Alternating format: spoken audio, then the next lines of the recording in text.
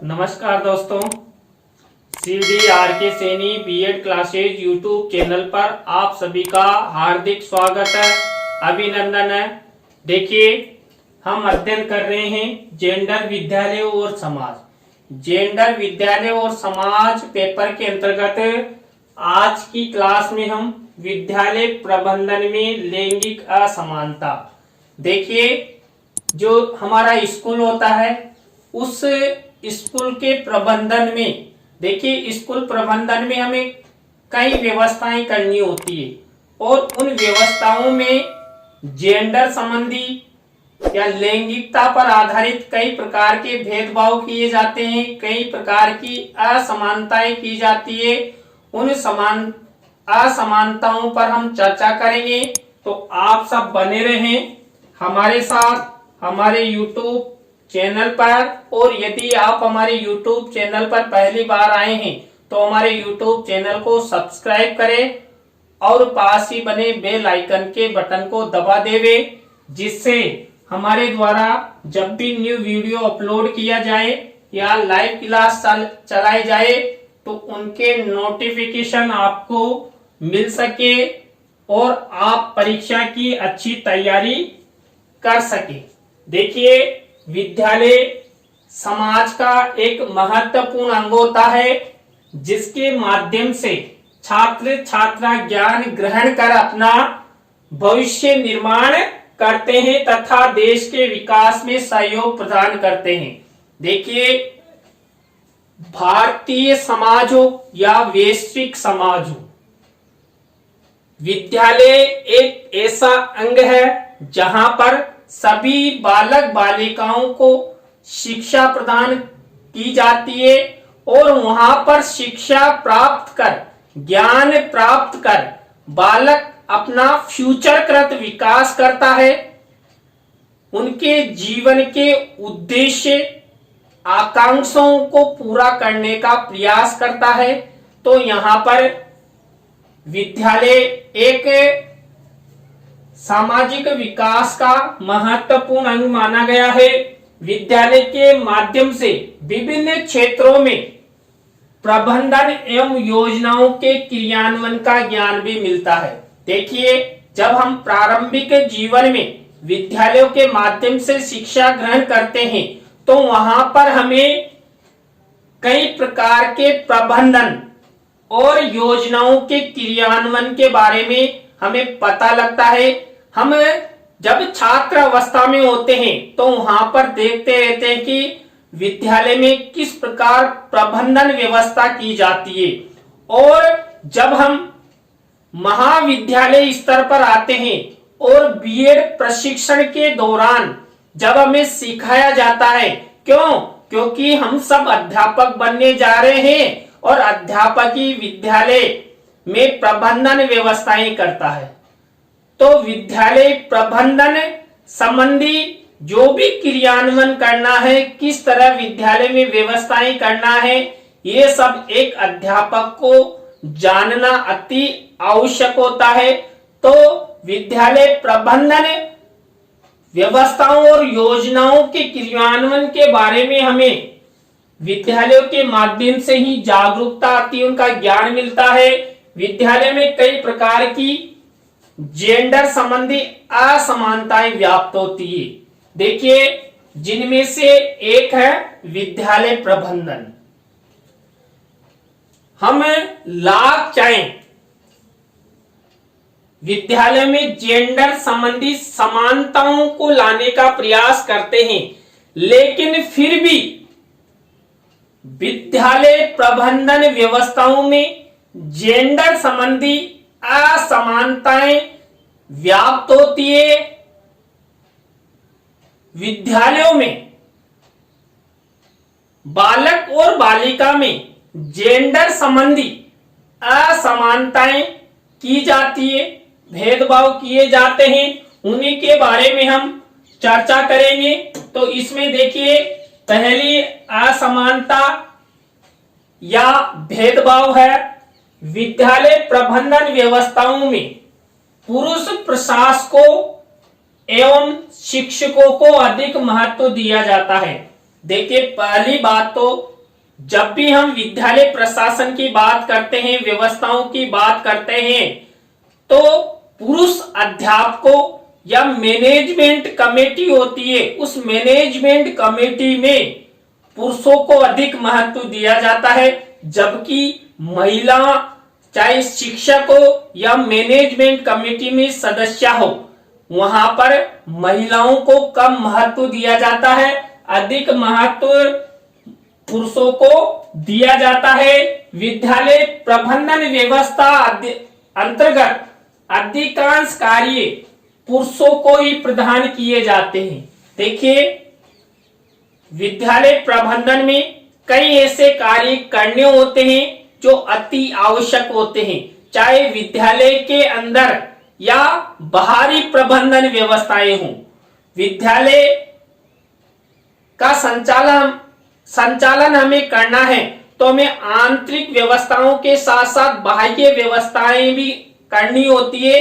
तो उन सब व्यवस्थाओं में पुरुषों को ही अधिक महत्व दिया जाता है और अधिक कार्य प्रदान करते हुए महिलाओं के साथ, महिला शिक्षकों के साथ भेदभाव किया जाता है।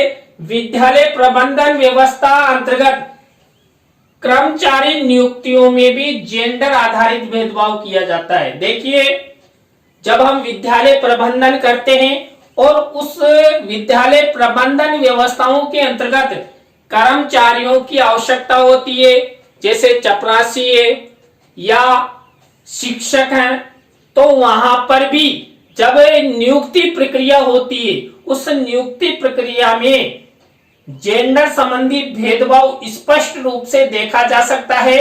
वहां पर विद्यालयों में पुरुष शिक्षक अधिक मिलेंगे जबकि महिला शिक्षक कम होंगे। तो यहाँ पर कर्मचारी भर्ती में भी या कर्मचारी संबंधी व्यवस्थाओं में भी जेंडर संबंधी असमानताएं हमें विद्यालय में दिखाई देती है। और यहाँ पर हम विद्यालय प्रबंधन संबंधी जो असमानताएं हैं, देखिए विद्यालय में कई समानताएं भी होती है, लेकिन असमानताओं का हम अध्ययन कर रहे हैं। तो आप विशेष ध्यान रखेंगे क्योंकि आप सब अध्यापक बनने जा रहे हैं। विद्यालय प्रबंधन व्यवस्था में समान कार्य के लिए समान वेतन की अनदेखी की जाती है। देखिए, हम जब कर्मचारी भी लगा देते हैं और कर्मचारियों में जेंडर संबंधी भेदभाव करते हैं, लेकिन जब महिला शिक्षक भी लगाते हैं, पुरुष शिक्षक भी लगाते हैं, लेकिन हम क्या करते हैं, वहां पर वेतन वितरण में भी जबकि महिला और पुरुष समान कार्य के लिए जाने जाते हैं, भारतीय संविधान में भी समान कार्य के लिए समान वेतन की व्यवस्था संबंधी अनुच्छेद है, लेकिन विद्यालय प्रबंधन व्यवस्थाओं में समान कार्य के लिए समान वेतन की अनदेखी की जाती है। महिला शिक्षकों को कम वेतन दिया जाता है जबकि पुरुष शिक्षकों को अधिक वेतन दिया जाता है, और ये अधिक देखा जाता है निजी शिक्षा के क्षेत्र में। और देखिए, कई बार आपने देखा होगा कि अच्छी योग्यता युक्त महिला को भी, चाहे वो एमए बीएड हो, लेकिन उस महिला टीचर को प्राथमिक कक्षाओं के अध्ययन अध्यापन में लगाया जाता है, और पुरुष चाहे बीएड हो लेकिन उच्च प्राथमिक या माध्यमिक कक्षाओं को पढ़ाने हेतु उसे नियुक्त किया जाता है। तो यहाँ पर शिक्षण संबंधी भेदभाव भी विद्यालय प्रबंधन व्यवस्थाओं में देखा जाता है। विद्यालय प्रबंधन की दैनिक गतिविधियों में चाहे पुरुष शिक्षक हो या महिला शिक्षक, चाहे छात्र हो या छात्रा हो, जेंडर संबंधी असमानता का माहौल दिखाई देता है। जबकि विद्यालय प्रबंधन व्यवस्था, क्योंकि एक शिक्षा एक विकास का एक आवश्यक अंग है, जब शिक्षा ही किसी प्रकार का कोई भेदभाव नहीं करती है तो हमें भी भेदभाव नहीं करना चाहिए। असमानताएं नहीं करनी चाहिए, लेकिन यहाँ पर भेदभाव संबंधी जो दृश्य हैं वो हम प्रतिदिन विद्यालयों में देखते हैं।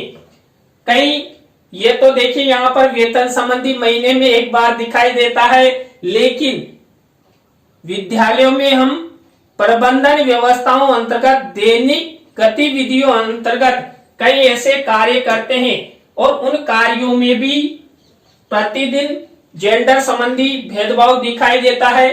विद्यालय प्रबंधन व्यवस्था अंतर्गत प्रार्थना सभा में लड़के और लड़कियों को अलग अलग पंक्तियों में बिठाया जाता है, यानी कि वहीं अलग अलग बिठाकर कहा जाता है सब ये विद्यालय प्रबंधन व्यवस्था का अनुशासन है। लेकिन वहां पर हम जब गर्ल्स और बॉयज को अलग अलग बिठाते हैं तो वहां पर भेदभाव स्पष्ट रूप से दिखाई देता है कि ये गर्ल्स है ये बॉयज है। तो एक तरीके से जब पंक्तियों में बिठाया जाता है तो वहां पर भी जेंडर संबंधी भेदभाव दिखाई देता है। विद्यालय में कक्षीय व्यवस्था में भी लड़के और लड़कियों को अलग अलग बिठाया जाता है। जब कक्षा शिक्षण के दौरान जब छात्र छात्राओं को कक्षा में बिठाते हैं तो वहां पर भी भेदभाव स्पष्ट रूप से दिखाई देता है। एक तरफ गर्ल्स बैठे रहेगी, एक तरफ बॉयज बैठे रहेंगे, जबकि एक शिक्षक सबको समान रूप से शिक्षा प्रदान करेगा, लेकिन बैठक व्यवस्था में भी जेंडर संबंधी असमानता दिखाई देगी। विद्यालय प्रबंधन गतिविधियों के अंतर्गत साज सज्जा के कार्य अधिकांश लड़कियों के द्वारा करवाए जाते हैं। मान लीजिए विद्यालयों में कई सांस्कृतिक प्रोग्राम है तो वहां पर संपूर्ण जिम्मेदारी लड़कियों को दे दी जाएगी कि आपको ये साज सज्जा की व्यवस्था करनी है। क्यों? क्योंकि विद्यालय द्वारा ही, जब हमने पहले एक टॉपिक का अध्ययन किया था कि पाठ्यक्रम वाला, तो वहां पर महिलाओं को एक गृहिणी के रूप में प्रदर्शित किया जाता है। तो यहाँ पर भी विद्यालयों में जब साज सज्जा का कार्य छात्राओं को दिया जाता है तो वहां पर भी दिखाया जाता है कि साज सज्जा केवल महिलाओं को ही आती है। तो यहाँ पर भी जेंडर संबंधी असमानता दिखाई देती है। विद्यालय प्रबंधन व्यवस्था में भारी भरकम कार्य छात्रों से करवाए जाते। मान लीजिए कोई ज्यादा ही वजन उठाना हो तो वहां पर लड़कियों को परे रखकर लड़कों के द्वारा भारी भरकम कार्य करवाए जाते हैं, जो जेंडर संबंधी असमानता को स्पष्ट करते हैं, दृश्य दिखाते हैं। विद्यालय विषय व्यवस्थाओं में छात्राओं को संगीत, गृह विज्ञान जैसे विषय प्रदान किए जाते हैं, जबकि छात्रों को विज्ञान, गणित, तकनीकी जैसे भविष्यकृत विषय प्रदान किए जाते हैं, क्योंकि वर्तमान आवश्यकता है विज्ञान, गणित, तकनीकी विषयों की। लेकिन छात्राओं को कौन से विषय देते हैं? अधिकांश संगीत दे देते हैं या गृह विज्ञान दे देते हैं कि आप इनमें दक्ष हैं। तो ऐसी समरूपता विद्यालय में दिखाई नहीं देती है और विषय संबंधी भेदभाव भी विद्यालय प्रबंधन व्यवस्थाओं में दिखाई देता है। विद्यालय प्रबंधन व्यवस्था अंतर्गत महिला शिक्षा को या छात्रों को अतिथियों की आवाभगत एवं सत्कार जैसे कार्यों में अधिक अवसर प्रदान किए जाते हैं। देखिए विद्यालय में कोई अतिथि आता है तो छात्राओं को या महिला शिक्षकों को आगे कर दिया जाता है उनके आवाभगत, सत्कार या सम्मान आदि में। तो यहाँ पर भी जेंडर संबंधी असमानताएं, भेदभाव दिखाई देता है। विद्यालय में अनुशासन संबंधी कार्य पुरुष शिक्षकों को अधिक प्रदान किए जाते हैं। देखिए विद्यालय में विद्यालय प्रबंधन व्यवस्था अंतर्गत जब अनुशासन की बात आती है तो अनुशासन संबंधी संपूर्ण दायित्व अध्यापकों यानी पुरुष अध्यापक को दिया जाता है कि आप अच्छे से अनुशासन रख सकते हैं। तो यहाँ पर भी पुरुष शिक्षक और महिला शिक्षक में जेंडर संबंधी भेदभाव किया जाता है। तो इस तरह हम जेंडर संबंधी असमानताएं नहीं कर सकते, चाहे वो शिक्षा प्रदान करने में हो या विद्यालय प्रबंधन में हो। हम सब अध्यापक बनने जा रहे हैं तो आपको भी इस तरह विद्यालयों में ये असमानताएं नहीं करनी है। नेक्स्ट असमानता है विद्यालय प्रबंधन के अंतर्गत बाहरी कार्य जैसे डाक, शिक्षण, सहायक सामग्री खरीदना हो आदि में पुरुष शिक्षकों को अधिक महत्व दिया जाता है। देखिए अभी हमने जब बात की थी कि विद्यालय प्रबंधन व्यवस्थाओं के अंतर्गत आंतरिक कार्यों के साथ साथ बाह्य कार्य भी होते हैं। अब बाह्य कार्य पुरुषों को अधिक प्रदान किए जाते हैं और सोचा जाता है कि पुरुष अध्यापक इन्हें अच्छे से कर सकते हैं, तो ये भी जेंडर संबंधी असमानता है। विद्यालय प्रबंधन अंतर्गत महिलाओं को पद तो प्रदान किया जाता है, लेकिन पद का उपयोग पुरुष प्रशासक या शिक्षक द्वारा किया जाता है। देखिए पद तो निर्धारित कर देते हैं कि साहब ये पीटीआई है, ये प्रिंसिपल, लेकिन पूरे पद का उपयोग पुरुष प्रशासक या शिक्षक द्वारा किया जाता है। तो यहाँ पर महिला के साथ स्पष्ट रूप से भेदभाव दिखाई देता है। तो हम सब को मिलकर जो ये विद्यालय प्रबंधन संबंधी असमानताएं दिखाई देती है, इन सब असमानताओं को नहीं करना है। और जैसे शिक्षा सबका साथ सबका विकास सबको समानता युक्त ज्ञान प्रदान करती है, उसी तरह विद्यालय प्रबंधन व्यवस्थाओं में भी हमें समानता लानी है। तो आज की क्लास में हमने विद्यालय प्रबंधन में लैंगिक असमानता के बारे में अध्ययन किया। आपको वीडियो कैसा लगा कमेंट्स में हमें जरूर बताएं। नए टॉपिक के साथ हम आपसे फिर मिलेंगे CDRK Saini BEd classes YouTube channel पर। तो आप सब इंतजार करिए नए टॉपिक का। तो राम राम सा, बाय।